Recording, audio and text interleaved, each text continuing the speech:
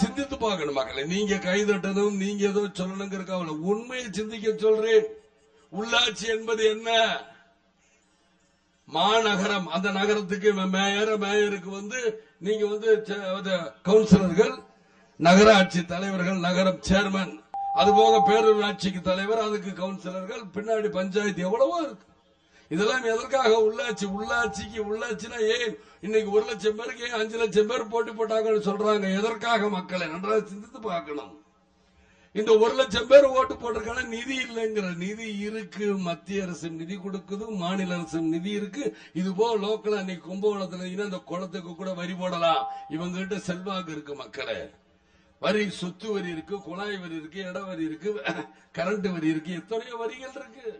அதுபோக ஒரு சட்டமன்றத்தில், பாராளுமன்றத்தில் ஏதாவது ஏற்றணும் என்ற சட்டத்தை ஏற்றணும். இவங்களுக்கு அந்த இதுல ஆகலனா உங்க ஊர் மக்கள் என்ன தேவையில் அதை நீங்க நிறைவேற்ற பண்றதுக்கு தான் உங்களுக்கு தேவையான கட்சிக்காரங்க. இவங்க ஊழல் பண்ணிட்டு ஜாலியா இருக்காங்க. 2 கட்சி, அரசியல் கட்சிகளுக்கு என்ன வேலை? நீ தப்பு பண்ண, நீ தப்பு பண்ண, நீ தப்பு பண்ண, நீ தப்பு பண்ண. இதேதான் இன்னைக்கு இங்க பேப்பர்ல வரல. சென்னையில பார்த்தா நீ தப்பு, நீ தப்பு. இதேதான பஞ்சாயத்து. நாங்க அடி வைத்து பிடிச்சிட்டு இருக்கோம்யா. எங்க பிள்ளைங்க படிக்கல, காலேஜ் போல ரோடு இன்னும் மோசமா இருக்கு, ஜம்ப் ஆகிக்கிட்டே இருக்கு. வாஜ்பாய் சொன்னாருங்கிறக்காக மட்டும் தங்க நாற்கரை சாலை இருந்தாருக்கு, இணைப்பு சாலை தூங்கிட்டு போறாரு. பஸ்ல ஒருத்தர் உட்காந்து பையில செல்போனை வச்சு டவக்குன்னு அடுத்த ஒரு பாக்கெட்டுக்குள்ள ஜம்ப் ஆகி ஓடிச்சு. அவர் பையன் அந்த குறிக்கல. ஒரு மழை பெஞ்சா ஸ்கூட்டர்ல போனா பள்ளத்தில் விழுந்தா இவரையும் கணக்கு கூட வந்த வீட்டுக்காரர்ல பின்னாடி உட்காந்து யாரங்கால. அந்த அளவுக்கு ஒரு மோசமான ரோடு இன்னைக்கு இருக்கு. மக்களை கேட்டால் போன ஆட்சியில் இவங்க தப்பு, இந்த ஆட்சியில் நாங்க செத்துக்கிட்டு இருக்கோம். சுதந்திரம் அடைந்து 63 வருஷம், சுமார் 63 வருஷம், 33 வருஷத்தை கழிங்க 30 வருஷம் ஆச்சு. இன்னைக்கு விஞ்ஞான உலகம் வளர்ந்து இன்னமும் அதையே பேசிக்கிட்டு தான். எப்படி ஆகலாம் சொல்றேன். மாத்தி ஒரு தடவை சந்தர்ப்பம் கொடுங்க நான் சொல்றேன். ஒரு தடவை தான், நான் நிரந்தரமா கேட்கல. ஒரு 5 வருஷத்துக்கு மாத்துக்கள். தேசிய முற்போக்கு திராவிட கழகத்திற்கு முரசனத்தில் வாக்களித்து ஜெயிக்க வைங்க. நான் உங்களை எல்லாம் தாழ்வோடு கேட்டுக் கொள்கிறேன். என்ன சொல்லுவாங்க? விஜயகாந்த் கெஞ்சுறாரு. அப்புறம் மக்கள்கிட்ட கேட்சா பேர் யார்ட்டையும் மரத்துக்கிட்ட இவங்கிட்ட கெஞ்ச முடியும்? ஏன் இதெல்லாம் சொல்றதுனால சிந்திக்க மக்களை. நான் கைதட்டு வாங்குறக்கோ இதுக்கோ சொல்றேன். உண்மைகளை சொல்றேன். உங்களுக்கு என்ன இன்னைக்கு யாராவது ஒரு பிரச்சனை, இங்க ரோட்டோர கடைகள் இருக்கு, இல்ல இங்க பாதுகாப்பு இல்ல, போலீஸ் இல்ல, போலீஸ் அரசியல்வாதி இன்னைக்கு எனக்கு பாதுகாப்பு கொடுப்பாங்க, நாளைக்கு இப்படித்தான். கலைஞருக்கு முன்னாடி எல்லாரும் ஜெல்ட் அடிச்சா, அப்ப கலைஞர்கிட்ட போலீஸ் இல்ல. ஆகையால எனக்கு என்னைக்குமே நீங்கள் தான் முக்கியம். தொண்டர்களும் மக்களும் தான் எனக்கு. அதை நினைக்கணும். ஒரு அரசியல்வாதி என்னைக்கு மக்கள் கூட இருக்கணும். மக்கள் யாரும் இல்லாம போறதுனாலதான் யாரு. ஆக இதை சிந்திக்க மக்கள். உள்ளாட்சி என்பது உங்களுடைய ஆட்சி. எவ்வளவோ இருக்கு நிதிகள், அந்த நிதியை பயன்படுத்துங்க, மாத்துங்க. அதெல்லாம் தப்பு கிடையாது. மாத்திரம் ஆகா என்னமோ ஏதாவது நினைச்சிடாதீங்க. நிதி வேணுங்கிற நிதி இருக்கு. அந்த நிதியை லஞ்சம் யாரு வாங்கினாலும், எனது கட்சியை சேர்ந்த கவுன்சிலராக இருந்தாலும் சரி, நகராட்சி தலைவராக இருந்தாலும் சரி, விட மாட்டேன். ஒரு தவறு செய்தால், அதை தெரிந்து செய்தால், அவன் தேவன் என்றாலும் விடமாட்டேன். விடவே மாட்டேன். யாரு லஞ்சம் வாங்கினாலும் விட மாட்டேன்.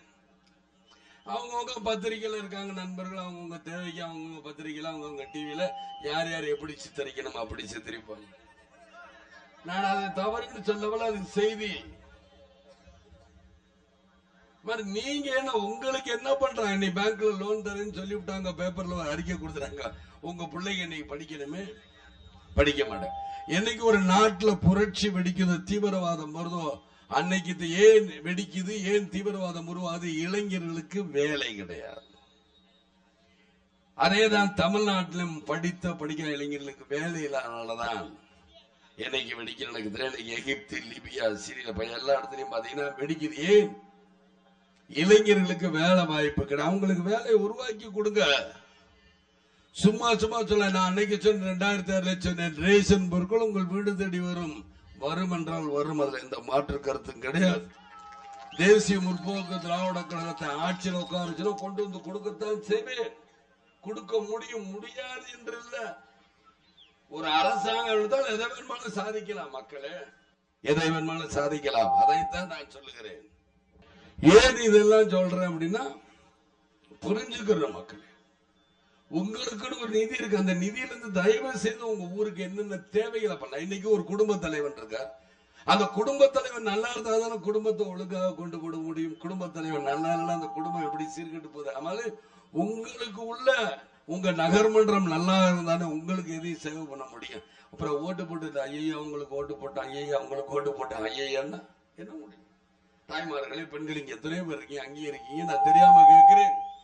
இன்னைக்கு ஒரு மார்க்கெட்டுக்கு போறீங்க, உங்களுக்கு பிடித்தமான கத்திரிக்காயோ கொத்தவரங்காயோ இல்ல பூண்டோ இல்ல வெண்டைக்காயோ ஏதோ ஒண்ணு வாங்குறீங்க. பிஞ்சா இருக்கா முத்தலா இருக்கா நல்லா பாக்குறீங்க. சரியில்லைன்னா நாளைக்கு மாத்தீங்களா, சாயந்தரம் கூட மாத்தீங்க. ஆனா ஆட்சியில உட்காரவங்க 5 வருஷம் உட்கார, அதை நீங்க பார்த்து வாங்க வேண்டாம். அதை பார்த்து நீங்க ஓட்டு போட வேணாம். நன்றாக ஒரு நிமிஷம் சிந்திச்சு பாருங்க மக்கள்.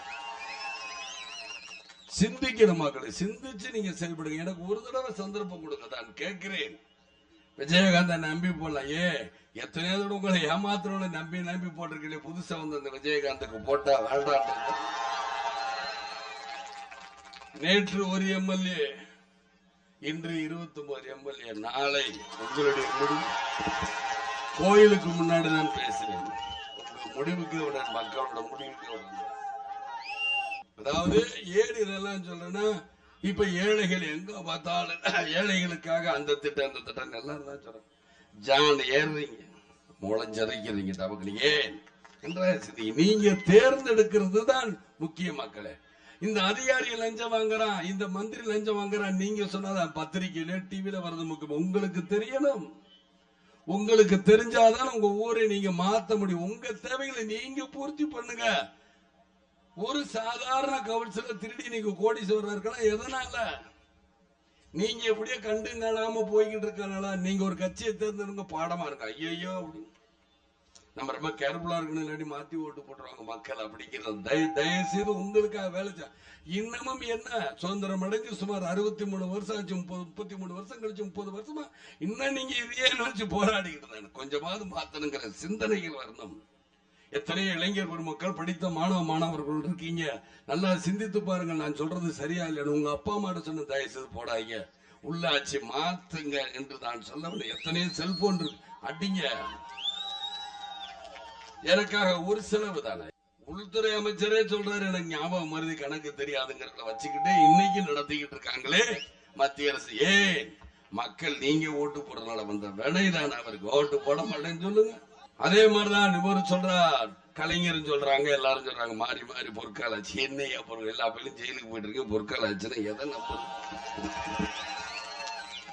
நீங்க பொற்கால ஆட்சி என்றால் முன்னாள் முதல்வர்ங்கிற பேர் ஏன் வருது? என்னைக்கு நிரந்தர முதல்வர் இருந்துட்டு போங்களே. சும்மா பேசுற நிரந்தர மக்கள் நிரந்தரமாக இருந்தாதான் நீங்க நிரந்தர. மக்கள் கஷ்டப்பட்டு இருக்கிற வரைக்கும் நீங்க முடியாது, ஆக முடியாது.